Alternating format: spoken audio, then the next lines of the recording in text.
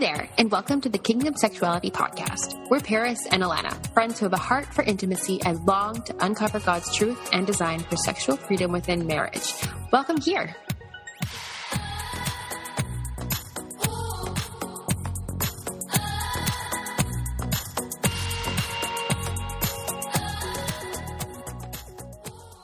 Okay, you guys, Alana and I are going to have a really fun conversation with you today, and we're literally just going to chat about healthy sexual habits. We felt like this would be really good to just do as a casual conversation because, I mean, a lot of good things come out of just talking, right? So this is not staged. Yeah. Yeah. Good. So, like, Alana, when you think about it, I really like, this is actually, we should give credit here. One of our followers suggested this topic, and we're like, oh, that is so good. Like, yes. We need to talk about that. So, like, when we think about it, like, Alana, like, what are some healthy sexual habits that just come to your brain? Like, just even from personal experience for you and Jeff. Like, you guys, we've each been married, like, 8 years, both of us in our marriages. So, in your 8 years of massive experience and tremendous wisdom, we need to hear it. Oh, okay. Healthy sexual habits. If I were to say, like, the first thing that comes to my mind, it would be to probably try and have sex often. I agree. Like, I think that's just important. Yeah, I think it just is a good habit. And we've said it before, but it's like, you know, it's the more you do it, the better you get at it. And it's like, oh, totally. Right. So I feel like that's just a good way to start. It's like just to talk about it. Like, healthy sexual habits probably also include communication and talking about it and stuff, but to have that conversation around how often do we want to have sex and that stuff. And I think that's a good place to start. What about you? What would you say? I agree on that, like, big time. I think that's probably one of the first things, like, if I was to pick a top 3 healthy sexual habits, that would be definitely in the top 3. Mm-hmm. I read a quote. Actually, I shouldn't say a quote. We were reading sheet music the other day, Neil and I were. And the author made a really good point, and it just hit me so hard. And he's like, you know, the more you have sex with your spouse, the better you become at it. You just said that. But he said sex begets sex begets sex. He's like, the more you have it, the more you desire it. It also just breathes into your lives that desire, which is huge, you know? And I think a lot of us will immediately default to contributing not having maybe a strong libido or like a lot of sexual desire for our spouse because of X, Y, and Z, and we'll immediately like default to what's wrong with me, yada, yada, yada. But I think a lot of the times it's being weary, you know, as women, like we're moms. Yes.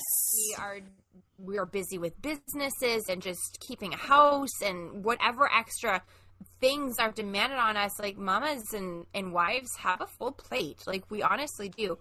And I would say like weariness is honestly the bottom line. And so if we're feeling weary, we're not in the mood for sex. And it will just be kind of slid under the bed for a little while till we kind of muster that up, or we're having a really awesome day and we're feeling close with our spouse. We're like, yeah, it's been a while. Like we need to make love. And then we fall into that again. And yeah. I think weariness is just such a thief of intimacy. So if we make it a priority to just have that conversation, like you said, with your spouse. How often should we be making love? What feels good for you? This is what I think feels good with me. Let's like make a plan and let's just very much look forward to this and implement this as just that, a habit, right? Mm-hmm. I love that. Wow. I really love how you said that weariness is a thief. And I think it's so true. And I think it can so easily become like what's the word? Like an excuse? Yeah. Yeah. Yeah, it can become an excuse. Yeah. And another thing too, I remember when we were like newly married or maybe a couple years in even, I remember wondering like how often do other people have sex? How often are you supposed Yes. Yes, because I don't remember. And no one talks about it. No one told me before I got married. Like I didn't ask either. But I don't know. I just maybe assumed we would just, I don't know. I don't even know if I had any sort of plan in my head, but it was so interesting. I think one day I saw it somewhere. It's like, this is how often. I was like, are you kidding me? Like, that seems ridiculous. I was like, oh, oops. Oh my gosh, that's hilarious. But, yeah, it's interesting. But it's an important thing to take into factor. Like, I know, like, for Neil and I personally, like, every 3 days, if we are going beyond that, like, we can even just feel, like, the whole physical tension, sexual tension, spiritual tension. Like, I think it's so important to keep going back to remembering that, you know, being very intimate with your spouse is also an act of spiritual warfare. We've covered this in the past, because that is eliminating the enemy from getting in, you know, like getting those temptations in. When you are one with your spouse, you are just owning your authority in your home and in your marriage and in your life. And just, it's, God blesses that, right? Yeah. It's just so huge. So yeah, definitely have that conversation. It's a big one to have. Communication's huge, right? Like going back to, like, if I was to pick top 3 things, definitely have an open, honest line of communication all the time. Like really, really embedding that into your marriage, like being able to communicate well and thoroughly and prioritize it. Obviously, like having sex often is huge. And then on a spiritual aspect is praying over it and really educating yourselves, you know, spiritually on what has God created intimacy to be. You know, like Neil and I are always looking at the next amazing book we can read together and educate ourselves on and share with others, because, you know, this is a community of, there's all of us. How many people, you know, are in this realm where we're just like, I don't know who to talk to. I don't know where to look. I feel really lost. Like, that's why God created this ministry here. Yeah. You know, so experimenting, right? Like with different books, there's so many amazing like sermons and pastors online that tackle like so many amazing parts in scriptures. Like even looking at Ruth, you know, books of the Bible that you may not think talk specifically about intimacy, like Song of Solomon does. Like there is so many things on an intimate level that are all like sprinkled throughout scripture. So it's so important to continue, like even in your daily devotions and time with Jesus, and even as a couple, like discussing these things or looking into these things, studying these things, because it all in turn affects your marriage and your wedding bed. Yeah, for sure. And I like how you were mentioning about being honest with each other, because I was looking, so I was like thinking about this episode and I was like, okay, well, let's see, like what, like I was like, if I Google it, like what is it going to tell me, you know, makes a healthy sex life? Like what are like healthy habits, you know? And something that kept showing up was just how couples who aren't honest about each other, about like what they do and don't enjoy in the bedroom, are more likely to feel dissatisfied. Yes. Yeah. So it was like, so tell each other if your libido is lagging, or if you're having trouble getting to orgasm, and like let your partner know too, if you feel self-conscious or what makes you uncomfortable. So it's just, I found it really cool that, you know, even like WebMD or whatever it was they also were like, you got to talk about it. It's not just the Christians that need to talk about it. It's like, it's so interesting that this is across the board. Oh, absolutely. It's so recognized because it's pivotal to any kind of growth in any area of life, right? If there's no communication, then things fall apart very, very quickly. Very quickly. Yeah. It doesn't matter what it is. Like your marriage, your job, like it don't matter, right? Mm-hmm. Yeah, it's huge. You just kind of jogged my mind there too, Alana, when you were mentioning like communicating things. Like if you're having a hard time with your libido, if you're having a hard time with orgasming, like that's another huge point, is make it a normal part of conversation and education and action in your marriage to learn about each other's turn-ons and things that turn you off, right? Like it's so important to actively engage in those conversations and then implement those things when you're making love.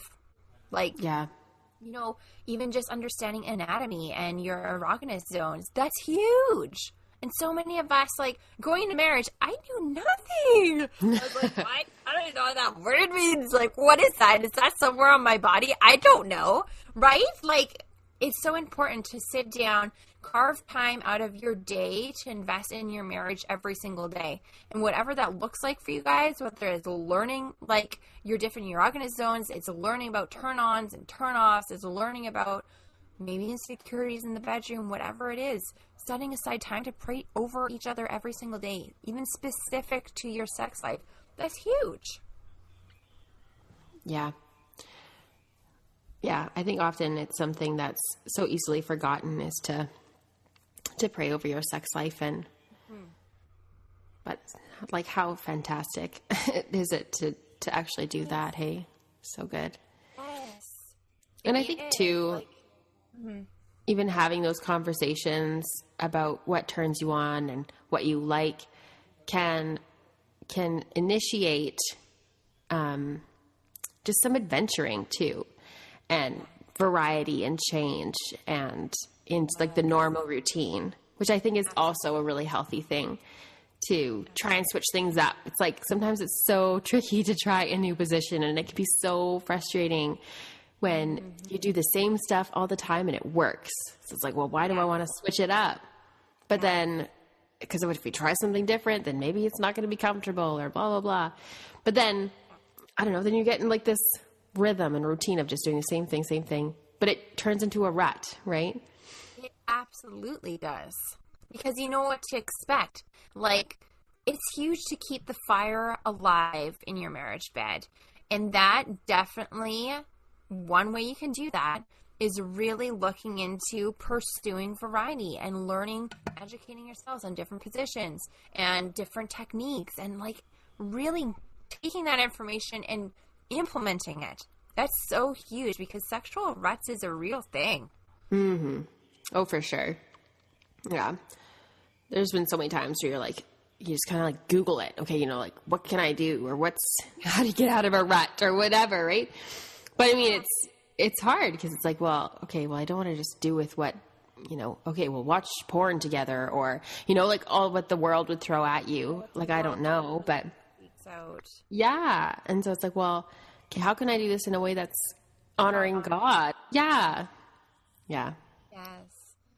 Yeah, absolutely. And I think, like, going back to prayer, that's our biggest weapon that we have, you know, to draw on as believers, is asking people to pray for you too. Like, no matter where you are at in your life, sexually, in your marriage, like, for us not to be bringing this forth to our close friends and to our prayer warriors and asking for help, you're actually honestly doing yourself a disservice, because prayer is so powerful. And having the faith in going out and asking for prayer covered over you guys, and you guys even praying over yourself, do it. Like, don't not do it. Yeah. Yeah. And especially I feel like during those, like, we get messages all the time about, you know, pregnancy, postpartum, those stages too. So if you think about those stages, into big struggles there, because like, what do you do sexually when you're having a very hard time, or when you cannot? Totally. Exactly. So I think, especially too, having someone to lift you up in that time and just cover you, even when you, or maybe even in that season where you can't be intimate, but just that someone's covering you, and, you know, for when you can again, right? So even that just, yeah. And getting very, again, like we talked about, including variety and getting exploratory, you know, with your spouse. Like, when you're pregnant and going through postpartum, there's so many factors that come into play where sex is definitely not an option for some of those seasons. Yeah. And it's huge. Like, have you guys looked into, like, really intentionally bringing pleasure to each other without having sex? Is that something that you've implemented, that you've learned the techniques of together, right? Like, it's so huge, because you never know when those are going to come into play. And like we said, variety is huge for keeping us out of sexual ruts. Yeah. And another thing that comes to mind too, when you were talking about, you know, when you're not actually able to have sex, but there's like other things you can do. It even makes me think of that whole, like, melt massage stuff too, that now we've got on our website. Yes. But how fun would it be even for your husband to like know how to kind of, I mean, I don't know how it works with pregnancy, so maybe it's different there, but you know, the postpartum, you know, you're sore, you're hunched over, breastfeeding all the time, but like that's something he could do to just bless you and like fill you up. Like, oh, what a treat would that be, right? Yes. And I like that. I really like that you just mentioned that, because not all sexual habits are created out of having sex. It's also intimate habits and emotionally present habits and and mentally present habits, right? Like implementing these things, just showing up and serving each other out of love, that goes a very long way. If you can learn to meet each other's needs and just be a servant-hearted lover, I mean, that just leads to a world of good in every area of your life. Something too, when I was thinking about, you know, what sex would look like, you know, if it was like a healthy habit, or, you know, what are healthy sexual habits. And I was thinking of making sex a priority, and, you know, how maybe you have to have sex like all the time or way more often. And then I was like, okay, well, maybe, you know, people feel pressure. Like I instantly am like, oh, okay, shoot, I got to be having this more. So I got to, you know, work it into my routine. So it's like, okay, every Sunday, you know, things like that. But that's not how it should be. So I think there's a difference between, you know, making it a priority and making it something that's rigid in your schedule. Mm-hmm. So I think it's really healthy all around, not only for your like expectations and things like that, but just leave room for flexibility, because we all know like hormones change, libido changes, bodies changes, you know, your stage of life changes, everything is changing, right? So I think to just be flexible and not put so much pressure on yourself to try and make this fantastic, perfect orgasm every time, you know, I don't know. Realistic pressure on it. Yeah. I keep bringing it back to the intimacy of it all. Like, is this blessing both of us? Is this filling both of us? Because that's what matters. If we're getting so honed in on have to do this, have to do that, and it becomes a chore, and it becomes this, and it becomes, you know, just a burden on ourselves because we've just made this grand schedule, these grand expectations sexually, and it's impossible to meet them. Like, that's doing a lot of disservice to ourselves too. And I think probably all of us have been there and done that and realized that, right? Like, we have to take seasons of life very much into the equation and just keeps going back to communication. Keep communicating it with your spouse, right? Like, how are you feeling right now? We're in the middle of this. You know, we're due to have our baby in 2 months. Like, we should really sit down and talk about how we're going to make things work and kind of work around this next little bit. Do you have expectations? How are you feeling? What needs need met? Like, all of that stuff. It's huge to take all of it back to communication, seasons of life. That's very much a determining factor. Yeah. And I think too, it might be even that, I mean, healthy sexual habits look different for everybody. Yeah. And I mean, and everybody's different. Like maybe they've got a husband that, you know, is away for parts of the year, or there's long distance and stuff. And it's like, well, how do we figure this in, and how do we factor this out? And, you know, I think just give yourself a lot of grace to just navigate it as best you can, and prayerfully, and just with a lot of open communication, because we're all just trying to do our best. We're all trying to figure it out. We're all on this journey. So you're not alone. Absolutely. Hey friends, thank you so much for hanging out with us as we dive deeper into meaningful, godly intimacy, tackle the hard questions, and embrace truth while we're at it. We're also on Instagram at Kingdom Sexuality. You'll find our Instagram handle below in the show notes, where you'll also see any other resource links we may have mentioned in today's episode. As always, our hearts are to cultivate deep community and freedom with you guys, and we cannot wait to continue this journey alongside you. We'll see you in the next episode.